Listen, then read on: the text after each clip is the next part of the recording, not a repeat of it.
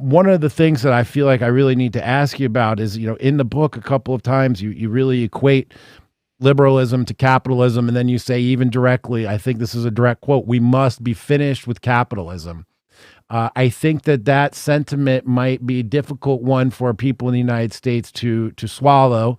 So could you expand on that? Because I think our big fear, right, is the competing economic systems, or the traditional lens for American, Russian, antagonism was the competing economic systems with communism leading to terrible outcomes, and capitalism we thought leading to very positive outcomes. But in the book, you're very clear to equate liberalism with capitalism and saying that we need to be done with capitalism. Can you explain that, and what would actually come next at that point? So, first of all, if we consider the thing in the primitive way, we oppose normally capitalism and communism. But if we get deeper, we could identify in the capitalism precisely the system created in the modernity, in the Western modernity, on the total destruction of traditional world order, with the normal hierarchy, with the warriors, aristocracy, with the clergy, with the working on the earth people that represented real third estate. Real third estate in the European, in the European societies was peasantry, not merchants, not merchants. The merchant represented only small part. That was not a huge amount of population. The peasants were, and these three estates were living in an organized sacred society. With the modernity, all that was destroyed by bourgeois, by capitalists.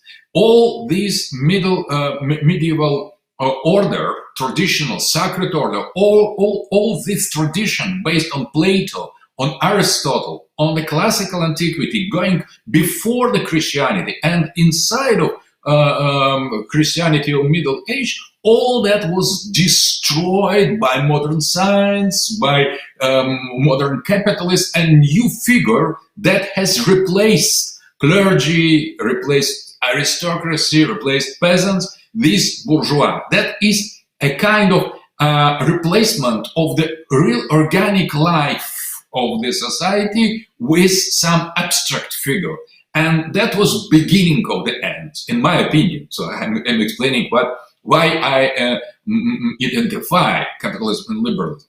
So, but when we put this in historical perspective, we see in the capitalism anti-tradition, anti-Europe, anti-classical heritage, anti-sacred relation to the gods, to the society, to the nature. So we have lost what was most precious in our Western civilization. This transcendent relation, the holistic Aristotelian physics.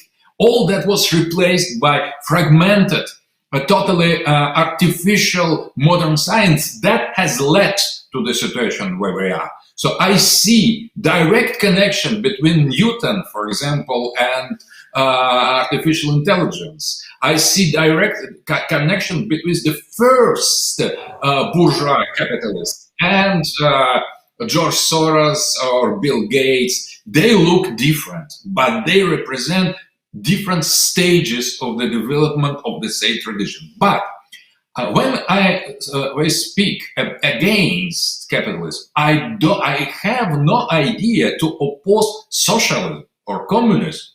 Not at all. Not at all. We need to get out of all the modern political ideology to come to, for example, to come to the pre-modern, to the not-Western. We should, or post-modern or post-Western, we should explore new realms of the reality, of political reality. So I oppose to capitalism, forced political theory based on the return to the sacred values, based on the full-scale traditionalism, as explained and developed by René Guénon, Julius Evola, European authors. So defended by Carl Schmitt, who was a partisan of the catechonic vision of the state with mission in empire, Holy Sacred Empire. So based on the Heidegger, on the Western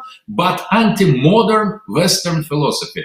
And we, when we explore that, we see in Russian pre-communist, before Soviet Union experience, political experience, something very, very similar to that. So we need to overcome this hegemony of the Western modernity in order to save the humanity from the West and the Western sane part of Western population from this modernity. So I identify the problem not in the communism, but in the modernity, Western modernity in general.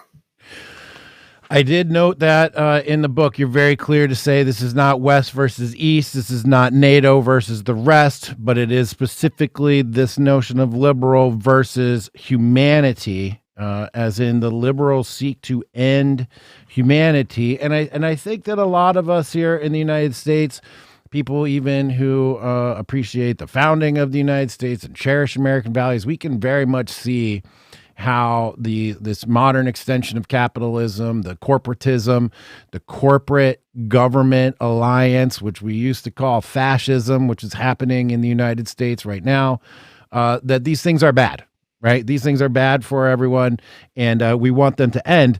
I think that people will get skittish when we start thinking about the end of capitalism. Have you come up with a new model? Like, are property rights a thing in the future of fourth political theory? I think that would be a very important notion for us to understand here before we can come out and say that we're all definitely in a common alliance. I mean, we certainly have a common enemy. That's clear. But just one detail here, property rights, personal property rights. Yes, but to have the private property, it is not the capitalism, not at all. The capitalism is destruction of any transcendent dimension of the society. You can make that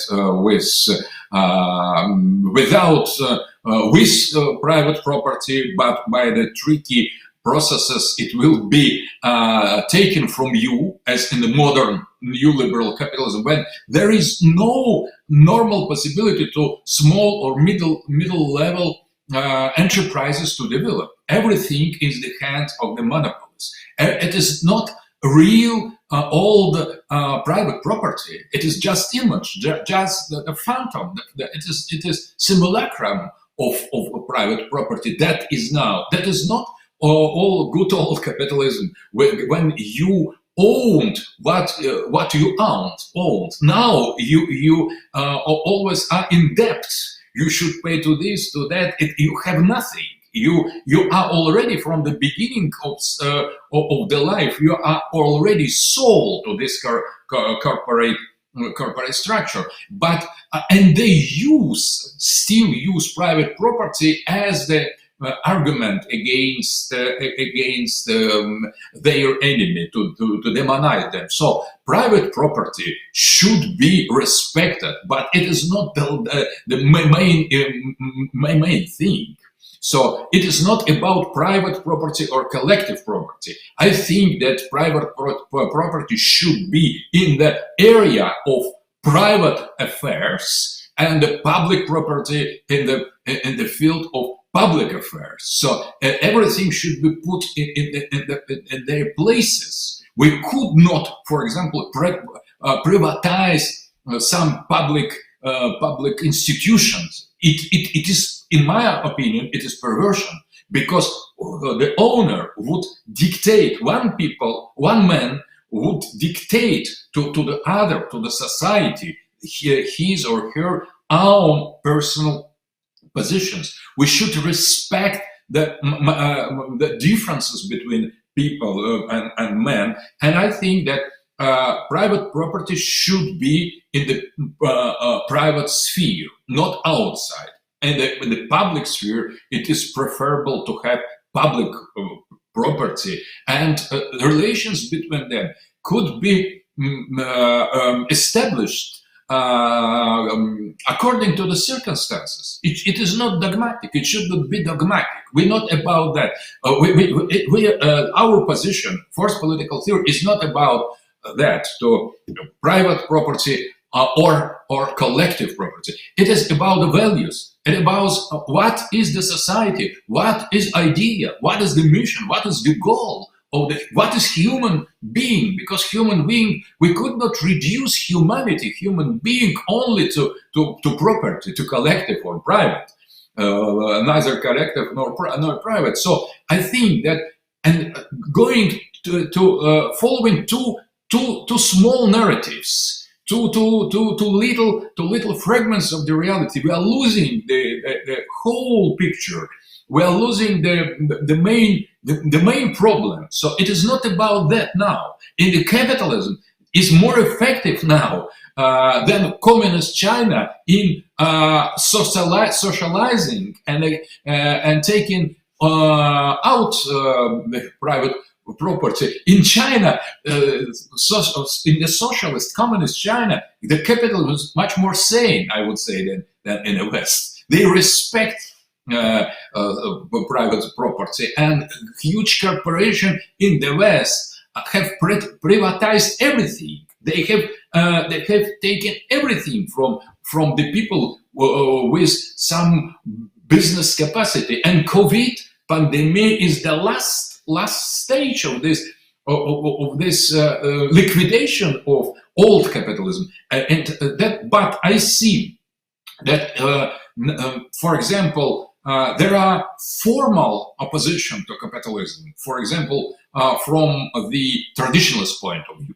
And there is the difference between the stage. And my idea is to create alliance between old liberals or old capitalists, old Democrats, with anti-democrats, anti-capitalists, and anti-liberals, because of this final development of this tendency. Maybe it is a proposal to revise a little bit historically the position of old capitalism, or maybe to create something new, to get out.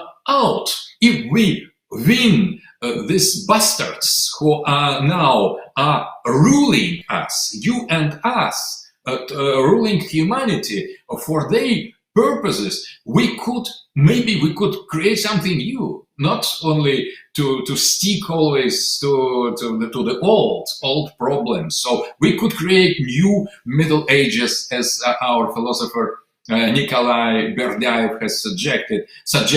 We could create new society, and people should decide. But what is important, the people should decide, not this unelected elite that has usurped, privatized the right to rule all of us and impose on us their crazy ideas about what is good and what is bad, what is possible and what should be cancelled or prohibited. So that is the problem. So we could imagine some new solution. It is we should win them. This time, common enemy is not tactical. This time, it is ideological, because that is the pure evil. Biden, globalist, it is a pure evil. It is evident for you, and it's evident for us. That is the great awakening, to see what pure evil is. Maybe we look like evil for you, and maybe we are. Maybe you are not as exactly as ourselves, and maybe we have many differences, but you are not certainly pure evil. American people is not pure evil for Russian people, and Russian people is certainly not pure evil for American people. Maybe we are different, maybe we disagree on many issues, but we have the common pure evil. absolutely pure evil with no human dimension. And they exploit you, they exploit us, they sanction you, they cancel you, they sanction and they cancel us. So we should stay together. That is the common one awakening for you and for us, for Europe, for East. And we should not exclude from that nobody else who is coming to join us.